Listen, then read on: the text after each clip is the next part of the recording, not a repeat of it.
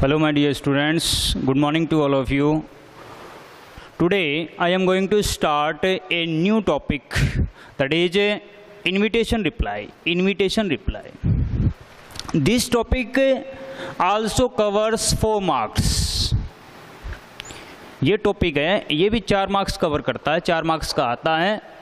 And invitation reply is of 2 types, mainly 2 types, that is formal and informal. Invitation reply है, ये 2 तरह की होती है, जैसे कि फॉर्मल और इनफॉर्मल.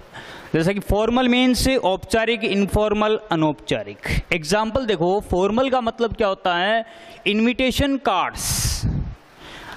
जो भी इनविटेशन कार्ड्स होते हैं, जैसे कि मैरिज कार्ड्स है और जितने भी फंक्शन कार्ड्स होते हैं, वो सारे के सारे फॉर्मल पैटर्न में होते हैं.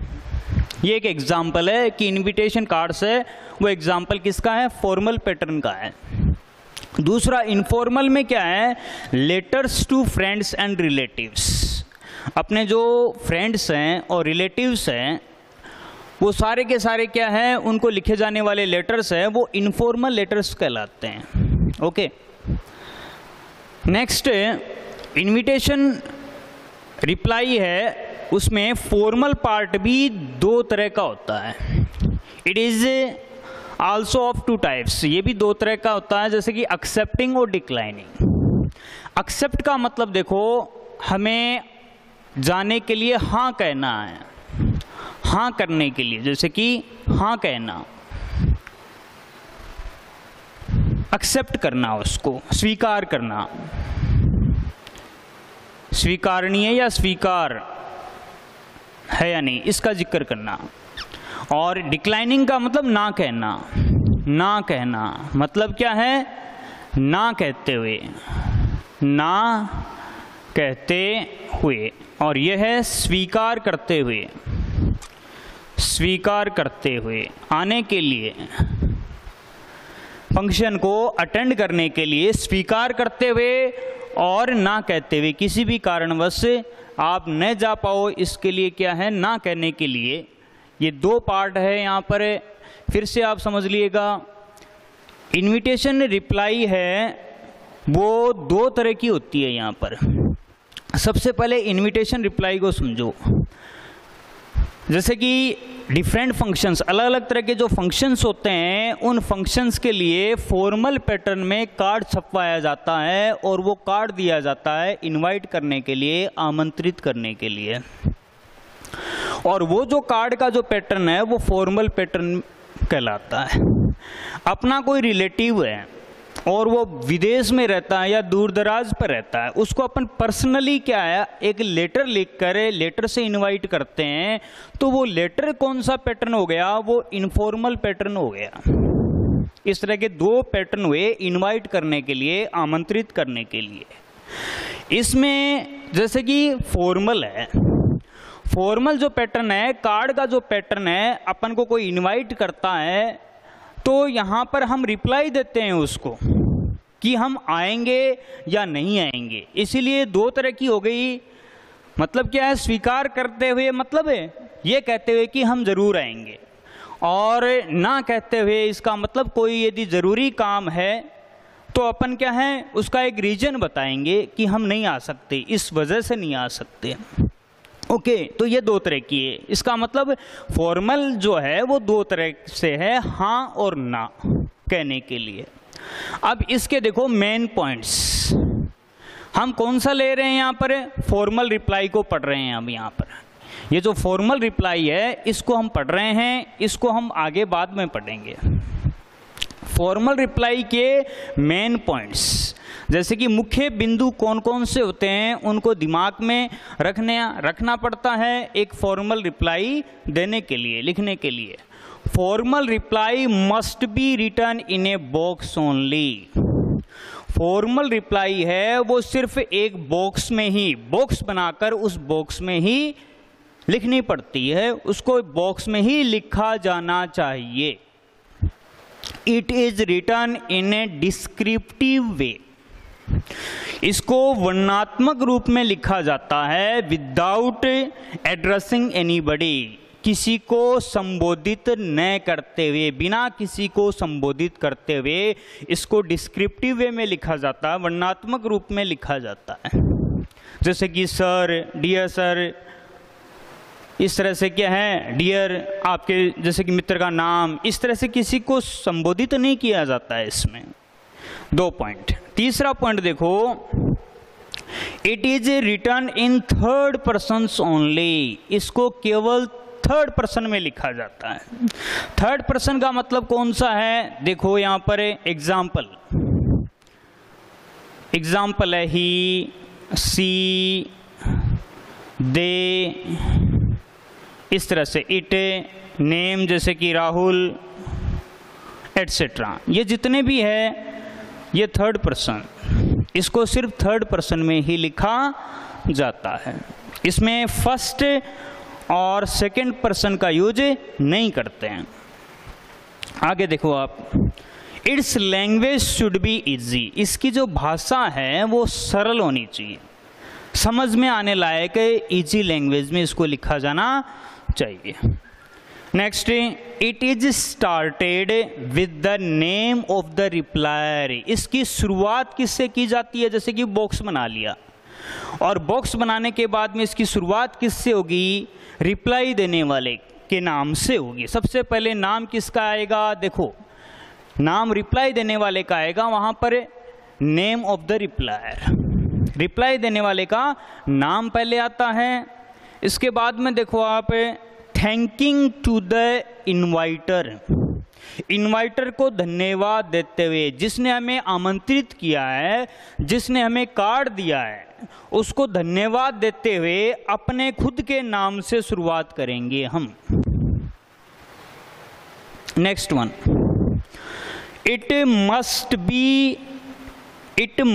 बी मेंशन, इसका जिक्र होना चाहिए या इसका जिक्र किया जाना चाहिए। Mentioned, it must be mentioned, इसका जिक्र किया जाना चाहिए।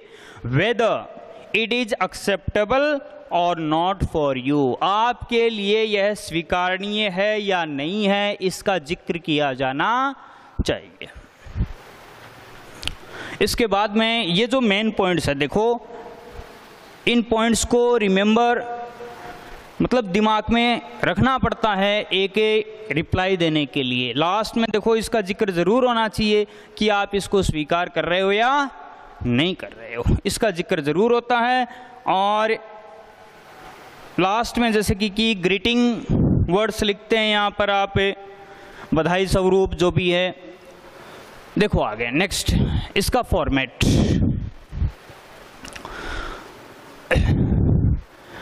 Format of formal reply, formal reply का फॉर्मेट, इसको देखो। सबसे पहले देखो हमने पढ़ा बॉक्स बनाया जाता है, तो हमने बॉक्स बना लिया, इस तरह से बॉक्स बनाया जाता है, इसको थर्ड पर्सन में लिखा जाता है और इजी लैंग्वेज में लिखा जाता है। दूसरी बात क्या है यहाँ पर आगे, जैसे कि शुरुआत किससे करते हैं, इसकी शुरुआत करते हैं रिप्लाई देने वाले के नाम से। देखो मिस्टर और या फिर मिसेस एंड मिस्टर, इस तरह से भी आ सकता है या इस तरह से भी आ सकता है। इसका जिक्र क्वेश्चन में होता है, इसका जिक्र क्या है, क्वेश्चन में दिया हुआ होता है, और यदि नहीं भी दिया हुआ होता है तो भी हमें इस तरह से ही लिखना पड़ता है। मिस्टर का मतलब है यहाँ पर सिंगुलर एक वचन है, और मिसेस एंड मिस्टर मतलब है दोनों हैं, कपल है ये एक, इसलिए ये प्लूरल माना जाएगा और ये सिंगुलर माना जाएगा। यहाँ पर देखो ये सिंगुलर हो गया और ये है ये प्लूरल हो गया, इसीलिए name of the replier, replier का नाम होगा यहाँ पर, रिप्लाई देने वाला कौन है। उसके बाद में थैंक्स या थैंक, इन दो में से एक आएगा, थैंक या थैंक्स या थैंक। जैसे कि एक वचन है, एक वचन की क्रिया के आगे एस लगता है, इसीलिए थैंक्स हो गया। ये बहुवचन है, प्लूरल है, और प्लूरल की क्रिया के आगे एस नहीं लगता है, इसीलिए क्या हुआ, थैंक हुआ। इसके बाद में किसको धन्यवाद दे रहे हैं? इनवाइटर को, जिसने हमें इनवाइट किया है उसका नाम आ जाएगा यहाँ पर। जैसे कि इसमें भी अपन एक वचन या बहुवचन लिख सकते हैं according to the question, Mr और मिसेस एंड मिस्टर, इस तरह से। यहाँ पर ये भी सिंगुलर हो गया और ये प्लूरल हो गया। और उसके बाद में देखो ये लिखने के बाद में नेम ऑफ द इनवाइटर, जिसने हमें इनवाइट किया है उसका नाम आ जाएगा। इतना लिख देंगे। और इतना लिखने के बाद में देखो फॉर लगाकर किसके लिए धन्यवाद दे रहे हैं हम, किस लिए धन्यवाद दे रहे हैं, किस कार्य के लिए? फॉर हीज या हर या देर काइंड इनविटेशन, उनके कृपालु निमंत्रण के लिए धन्यवाद देते हुए। तो यहां पर देखो हीज, जैसे कि आप अकेला मिस्टर लिखा आपने इस तरह से, यहां पर है ये इनवाइट करने के लिए है भाई। धन्यवाद किसको दे रहे हो आप? यहां पर इनवाइटर को दे रहे हो, इसीलिए ये हीज इसके अकॉर्डिंग आएगा यहां पर, चाहे ये मान लो और चाहे ये मान लो आप, ये इसके अकॉर्डिंग। यदि आपने क्या लिखा, सिर्फ मिस्टर लिखा, तो यहां पर हीज आ जाएगा, या आपने केवल मिसेस लिखा इस तरह से या एमएस लिखा तो यहां पर हर भी आ सकता है। और दोनों लिखा आपने, जैसे कि मिसेस एंड मिस्टर दोनों लिखा तो आप यहां पर देर का यूज करोगे। ठीक, फिर क्या है? फॉर देर काइंड इनविटेशन हो गया यहां पर। यदि इसका जिक्र किया, मिसेस एंड मिस्टर का जिक्र किया, तो काइंड इनविटेशन है। टू अटेंड, किस लिए? उपस्थित होने के लिए, मतलब टू अटेंड करने के लिए। कौन सी चीज को अटेंड करने के लिए? आगे नेम ऑफ द फंक्शन, कार्यक्रम का नाम लिख देंगे हम। क्या लिखेंगे? कार्यक्रम का नाम। और कार्यक्रम किसका है? यहां पर ऑफ लगाकर लिख दिया। फिर से हीज या हर देर, यहां पर हम देर का यूज कर रहे हैं तो यहां पर भी देर का ही यूज करेंगे। देर के बाद में क्या है? जैसा यहाँ पर नाम है मिसेस एंड मिस्टर यूज में कर रहे हैं तो यहाँ पर भी वही आएगा, आगे नाम आ जाएगा। ऑन, फिर क्या होता है? जैसे कि क्वेश्चन में दिया हुआ होता है तो भी तारीख लिखेंगे, नहीं दी हुई होती है तो भी हमें तारीख लिखनी पड़ेगी। तारीख और स्थान ये हमें लिखना पड़ता है, और टाइम, तारीख, स्थान और टाइम। जैसे कि ऑन डेट आ जाएगी, डेट लिख देंगे। एट के बाद में क्या है? ये आ गया टाइम। ये एट मतलब प्लेस मीन्स स्थान का नाम, कहाँ पर जो फंक्शन है वो सेलिब्रेट किया जाएगा उस जगह का नाम। और ये लिखने के बाद में क्या है? फ्रॉम लगाकर क्या है? ये टाइम, टू लगाकर टाइम, इस तरह से, मतलब कब से लेकर कब तक, इस ये टाइम आ गया। कब से लेकर कब तक, ये स्टार्टिंग समय है और ये आखिरी समय आ गया। इस तरह से टाइम का जिक्र कर दिया हमने। टाइम का जिक्र करने के बाद में जैसे कि ये फॉर्मेट ऑफ फॉर्मल रिप्लाई का तो है ही है, एक्सेप्ट करने के लिए और डिक्लाइन करने के लिए। सपोज करो ये एक्सेप्ट करने के लिए, यहां पर हमने लिख दिया एक्सेप्टिंग, स्वीकार करते हुए। तो स्वीकार करते हुए ये लाइन लिखेंगे, जैसे कि ही या दे में से कोई एक आएगा, ही या दे में से कोई एक आएगा। कैसे आएगा? ध्यान दो, यदि यहां पर क्या है? एक वचन है ये, तो यहां पर इस एक वचन के लिए यहां क्या आता है? ही लिखेंगे हम। और यदि हमने ये लिखा है ये, तो इसके लिए किसका जिक्र करेंगे? हमें इसके लिए किसका जिक्र करेंगे? दे का करेंगे। ठीक है, जैसा शुरुआत में सिंगुलर प्लूरल का यूज हुआ है उसी तरह से हम यहां पर इनका यूज करेंगे। ही है तो इसका मतलब हमने मिस्टर का यूज किया है, और मिसेस एंड मिस्टर का यूज किया है, इसका मतलब हम शुरुआत करेंगे दे से। ये शुरुआत करने के बाद में यहां पर देखो आप, यही हैज, यदि ही है तो हम हैज लिखेंगे, और दे है तो हम क्या लिखेंगे? हैव लिखेंगे। ग्रेट प्लेजर मतलब अत्यधिक खुशी, इन एक्सेप्टिंग मतलब स्वीकार करने में, द इन्विटेशन मतलब निमंत्रण को स्वीकार करने में अत्यधिक या बेहद खुशी है। इसका मतलब ये हाँ कहने के लिए खुशी है, स्वीकार करने में मतलब जरूर जाएंगे। तो इस तरह से क्या है, यह आपको फॉर्मेट बता दिया, एक दो बार समझोगे तो आपके समझ में आ जाएगा। इसके अकॉर्डिंग एक क्वेश्चन है, यहाँ पर प्रैक्टिस क्वेश्चन है, देखो ध्यान से। यू हैव बीन इनवाइटेड, आपको आमंत्रित किया गया है, किन के द्वारा? बाय योर फ्रेंड, आपके मित्र के द्वारा। ऑन द ऑस्पिशियस मतलब है शुभ या मांगलिक, ऑन द ऑस्पिशियस ओकेजन मतलब अवसर of the wedding ceremony of his sister, आपको आपके मित्र के द्वारा अपनी सिस्टर के वैवाहिक समारोह के शुभ या मांगलिक अवसर पर आमंत्रित किया गया है। आपके मित्र की सिस्टर की शादी है, उसमें आपको आपके मित्र द्वारा आमंत्रित किया गया।